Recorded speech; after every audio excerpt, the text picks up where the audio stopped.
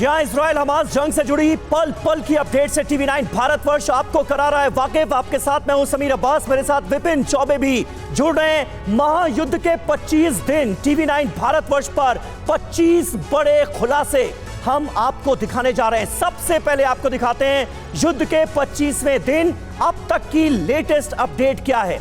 25वां दिन युद्ध और भीषण होता हुआ नजर आ रहा है। मौत का आंकड़ा आप देखिए कहां पहुंच गया है। 9,521 लोगों की अब तक जान जा चुकी है, मौत हो चुकी है, जिसमें से 1400 इजरायली हैं। 7 अक्टूबर को जो हमला हुआ था हमास का, उसमें इन लोगों की जान गई थी।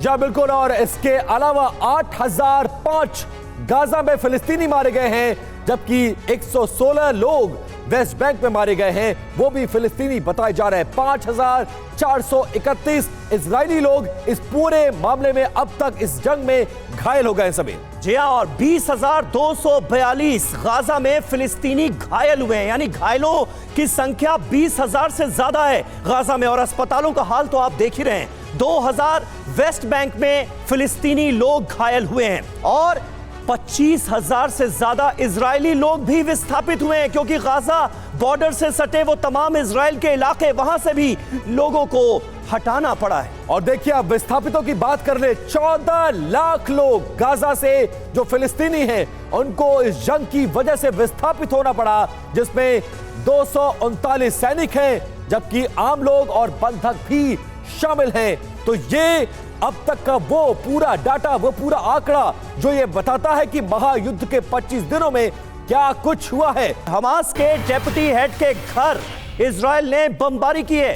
रामल्ला के अरोरा इलाके में एयर स्ट्राइक की गई है। पॉलिटिकल ब्यूरो, जो हमास का पॉलिटिकल ब्यूरो है, उसका डेप्यूटी हेड है अरोरी, अभी कतर की राजधानी दोहा में रह रहा है। साले अल अरोरी, और उसके घर को ताजा हमले के जरिए कर दिया गया है नष्ट, पूरी तरह से बर्बाद हो गया इजराइल के हमले में अरोरी का घर। दो तस्वीरें इस वक्त आपके सामने हैं। इजरायली एयरफोर्स की एयर स्ट्राइक का सिलसिला लगातार जारी है। बमबारी की जा रही है, गाजा के अलग अलग इलाकों को बनाया जा रहा है निशाना। और दूसरी तरफ आप देखिए, वेस्ट बैंक में साले अल अरोरी के घर पर बमबारी की गई है आईडीएफ की तरफ से।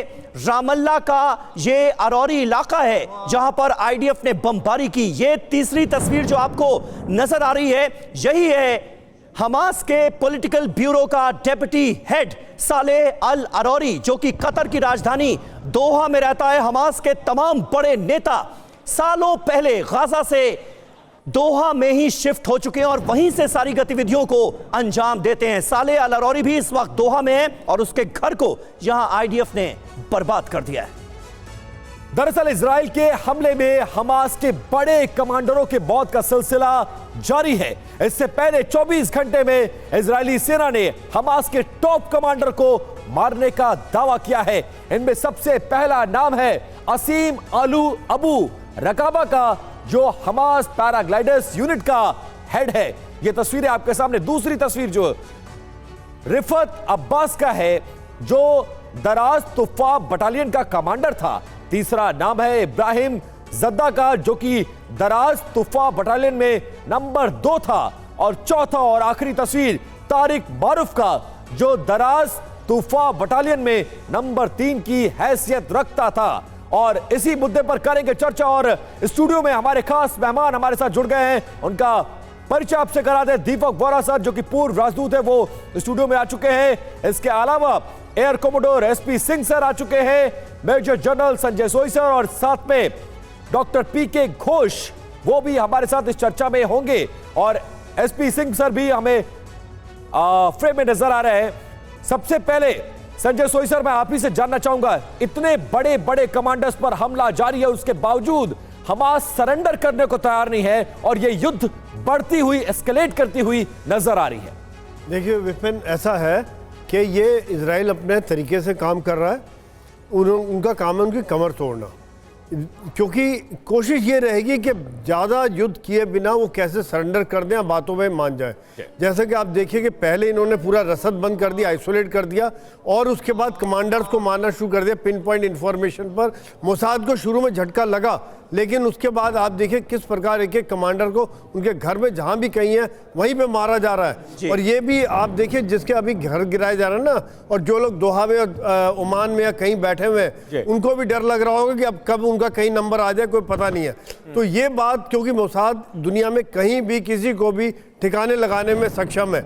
दूसरी बात यह है कि आप देखिए किस प्रकार से ये जो कमांडर्स हैं इनको मार के first level, second level, third level, 3-4 level तक के कमांडर खत्म कर दिए गए हैं। तो उसके बाद में जो लोकल लोग हैं, जो लोअर रैंक एंड फाइल है, उनके अंदर डिमोरलाइजेशन आ जाता है, एक कोऑर्डिनेटेड बैटल नहीं लड़ सकते। बिल्कुल। और अभी जो जानकारियां सामने आ रही हैं, जो तस्वीरें सामने आ रही हैं, वो साफ ये बता रही हैं कि हमास का जड़ से खात्मा करने की आईडीएफ ने ठान ली है और उस ओर इजराइल आगे बढ़ रहा है। अब बात बंधक संकट की भी करते हैं। यह बहुत बड़ा संकट है। जंग के 25वें दिन हमास इजराइल की लड़ाई बंधकों की रिहाई पर आ गई। इसकी शुरुआत कल उस वक्त हुई जब इजरायली सैनिकों ने अपनी एक सैनिक को हमास के कब्जे से छुड़ा लिया। इसके बाद हमास ने चेतावनी दी कि इससे बाकी बंधकों की रिहाई प्रभावित होगी।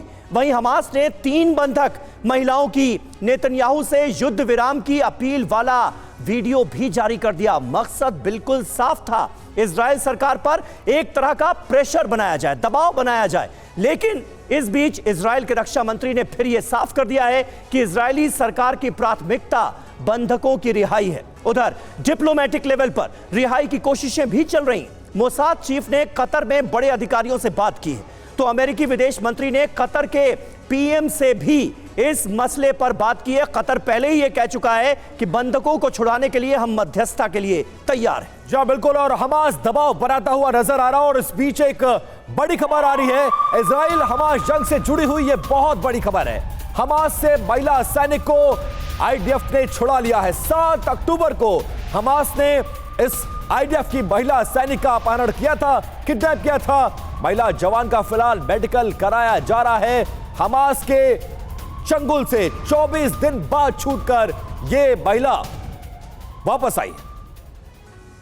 बिल्कुल। और देखिए इस वक्त की बड़ी खबर, इजरायली रक्षा मंत्री का जो बड़ा बयान सामने आया है वो आपको दिखा दें। हमास से जंग लंबी चलेगी। योव गैलेंट ने यह ऐलान कर दिया है, हमास से हम जंग जीत कर रहेंगे। हमास के कब्जे से बंधकों को रिहा कराना हमारी प्रायोरिटी है, प्राथमिकता है। हमास ने हमारे कई लोगों का अपहरण कर लिया है। बार बार इजराइल की तरफ से यह दोहराया जा रहा है अब कि इस मौके पर, इस वक्त अभी सीज फायर का मतलब होगा हमास के सामने आत्मसमर्पण करना, जो कि इजराइल बिल्कुल नहीं करने जा रहा। हमारे साथ तमाम खास मेहमान मौजूद हैं। वोरा साहब, इस स्ट्रेटजी को आप कैसे देखते हैं और क्या आपका भी यह मानना है कि अगर इस मौके पर युद्ध विराम किया जाता है, जैसा कि दुनिया के तमाम जिम्मेदार देशों ने अपील भी की है कि भाई युद्ध विराम होना चाहिए, जंग रुकनी चाहिए, इजराइल ये कह रहा है कि अगर अभी युद्ध विराम हुआ तो ये हमास के सामने आत्मसमर्पण करने जैसा होगा।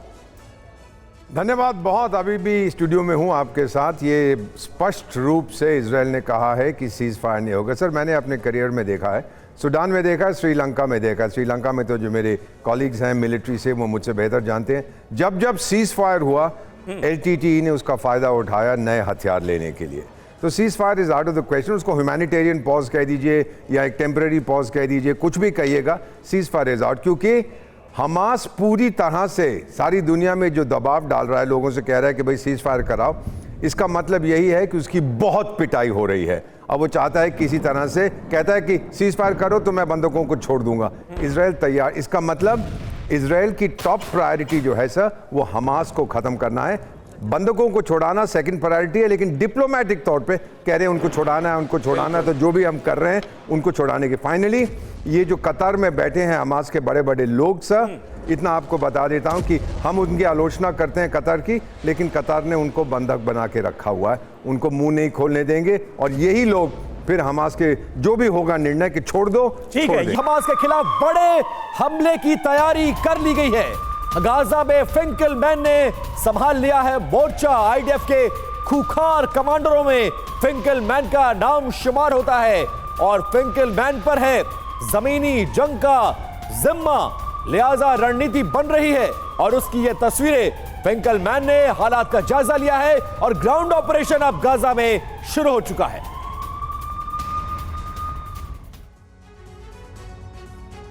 तो देखिए, अभी विपिन ने जिनका नाम लिया वो है मेजर जनरल यारोन फिंकलमैन।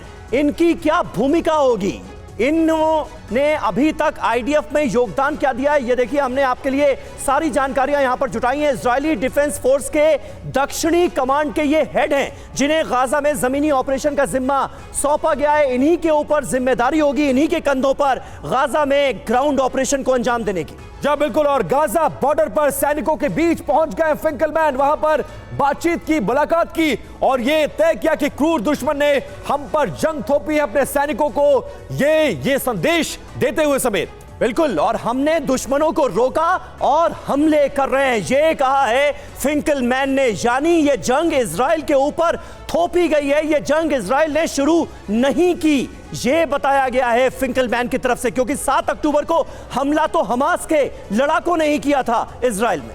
और समीर, 25वें दिन जंग के इजरायली प्रधानमंत्री नेतन्याहू ने बहुत बड़ा बयान दिया है और अपना रुख एक बार फिर से उन्होंने साफ किया है। युद्ध विराम मतलब आत्मसमर्पण है, जो कि इजराइल नहीं करने जा रहा है। इजरायली युद्ध विराम नहीं करेगा, यह बात साफ हो चुकी है। जीत हासिल होने तक बर्बरता के खिलाफ यह जंग जारी रहेगी।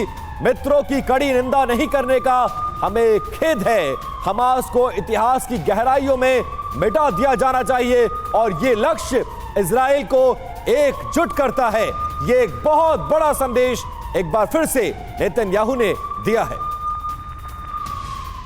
Ladies and gentlemen, this is a turning point for leaders and nations. It is time for all of us to decide if we are willing to fight for a future of hope and promise, or surrender to tyranny and terror. Now rest assured, Israel will fight. Since October 7th, Israel has been at war. Israel did not start this war. Israel did not want this war. But Israel will win this war. Hamas launched this war by perpetrating the worst savagery our people have seen since the Holocaust. Hamas murdered children in front of their parents, murdered parents in front of their children. They burned people alive. They raped women. They beheaded men. They tortured Holocaust survivors. They kidnapped babies. They committed the most horrific crimes imaginable. What's called the ground invasion to Gaza Strip, I can see all the attempts of the Israeli occupation forces to invade Gaza or to enter the borders of Gaza failed. तो दोनों तरफ से अपने अपने दावे, लेकिन Netanyahu ने पहले दिन भी जो स्टेटमेंट दिया था, युद्ध के 25वें दिन भी वही कहा है कि हम समर्पण नहीं करेंगे, माफ नहीं करेंगे और यह युद्ध तब तक जारी रहेगी जब तक हम हमास का सफाया नहीं कर लेते। सिंह सर, इसी स्टेटमेंट को लेकर आपके पास आ रहा हूं। मतलब साफ है कि दुनिया कितना भी दबाव बनाए, डिप्लोमेटिक लेवल पर कितनी भी बातचीत हो, हमास को नेतन्याहू माफ करने वाले इस बार तो कम से कम नहीं है। आपने बिल्कुल ठीक बोला। अभी देखिए, एम्बेसडर वोलर ने बताया था कि सीज फायर क्यों नहीं किया जा सकता, कि अगर सीज फायर करेंगे तो हमास को समय मिलेगा अपने आप को रिकूप करने का, फिर से वेपन लाने का और फिर से दूसरा हमला करने का। यहाँ पर मैं एक बड़ी इंपॉर्टेंट बात बताना चाहता हूँ। आपने जो बताया फिंकलमैन के बारे में दिखाया आपने, जो उनके जनरल हैं। यहाँ देखिए हमास और इसराइल में फ़र्क क्या है। इसराइल की लीडरशिप बिल्कुल सामने एक डेमोन्स्ट्रेटिव लीडरशिप है। प्राइम मिनिस्टर भी बोल रहे हैं, आके बात कर रहे हैं। फिंकलमैन खुद फौजियों के साथ जाके खड़े हैं, युद्ध स्थल पर खड़े हैं और ये उनके साथ उनका मोराल बढ़ा रहे हैं, उनके साथ खड़े हैं और लीडरशिप का एग्जाम्पल दे रहे हैं। और हमास का है, उसके लीडर छुप के बैठे हुए हैं, वो दूसरे देशों में चूहे की तरह बैठे हैं। तो इस लीडरशिप का ही फर्क है जो ये इंपॉर्टेंट है। ठीक बात है पीके घोष साहब। फिर ये हमास के बड़े बड़े नेता कैमरे के सामने आकर ये दावा क्यों कर रहे हैं कि आईडीएफ का जो ग्राउंड ऑपरेशन है वो पूरी तरह से फेल हो चुका है? जो आक्रमण की तैयारियां की गई थी उनको हमने मजबूर कर दिया है कि वो इस ऑपरेशन को आगे ना बढ़ा पाए गाजा के अंदर। ये पूरा इन्फॉर्मेशन वॉर है। घोष साहब देखिए, ये एक प्रोपेगेंडा वॉर है, परसेप्शन वॉर है और परसेप्शन मैनेजमेंट का एक कंपोनेंट है। वो पीछे ज़्यादातर वो कतर, सीरिया लेबनान में बैठे बैठे अपने फाइटर्स को कह रहे हैं गुरिल्ला टैक्टिक्स के लिए, वो एक आतंकी ऑर्गेनाइजेशन है। और यहाँ पर आप देख रहे हैं कि आईडीएफ जो है उन्होंने पूरा अपना इंटेलिजेंस गैदर किया है, टनल्स कहाँ है वो गैदर किया है। उसके बाद वो फेज बाय फेज अभी ग्राउंड अटैक करेंगे, टनल्स में जाएंगे अटैक और पूरा हमास के लीडरशिप को मिटा देंगे। और यही कंट्राडिक्शन है सर, यही कंट्राडिक्शन है। एक तरफ हमास के लड़ाके ये कह रहे हैं कि वो लोग हमारे घर के अंदर नहीं घुस पाए हैं, और दूसरी तरफ बंधकों को आगे करके युद्ध विराम चाहते हैं। इस बीच एक बड़ी खबर आ रही है, हिजबुल्लाह की इजराइल को बड़ी धमकी, वॉर वीडियो जारी कर दी है, चेतावनी। वीडियो में यरूशलेम जाते नजर आए हैं हिजबुल्लाह के लड़ाके, ऑन द रोड टू यरूशलेम नाम से ये वीडियो उन्होंने जारी किया है, और इजराइल को विनाशक जंग की चेतावनी इस वीडियो के जरिए देते हुए नजर आए।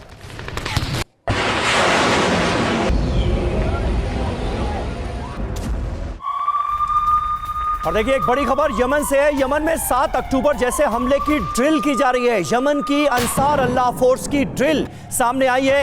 इजराइल पर हमले की तैयारी का वीडियो जारी किया गया है। 7 अक्टूबर को हमास ने यह हमला किया था, और अब इस तरह की ड्रिल का वीडियो जारी करके यमन की तरफ से क्या बताने की कोशिश की जा रही है, हूती विद्रोहियों की तरफ से क्या संदेश दिया जा रहा है, ये अपने आप में समझने वाली बात है। क्या सीधे सीधे हूती विद्रोहियों का कनेक्शन हमास के साथ यहां पर जुड़ता नजर आ रहा है? ये दो तस्वीरें साफ तौर पर यह जाहिर करती हैं।